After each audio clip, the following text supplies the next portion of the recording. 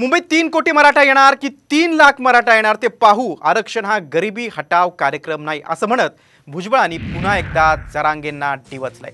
मुंबईत 3 कोटी मराठा बांधव येणार, नाही आले तर नाव बदला असं आव्हान काल मनोज जरांगेंनी दिलं होतं। तुमचा आकडा पुरा मोडणार, टोटल तुमचं गणितच कोल मोडून जाणार आहे सगळं। किती अंदाजे तरी 3 करोड मुंबई जवळ गेल्यावर मुंबईत 3 करोड मराठा दिसणार तुम्हाला।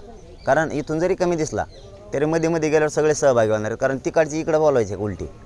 त्यामुळे हे सगळा प्रवाह तुम्ही पुण्याच्या पुढे गेले, पनवेल जवळ गेले की तुम्ही बघा 3 करोडला कमी पडलं नाव बदलून ठेवा।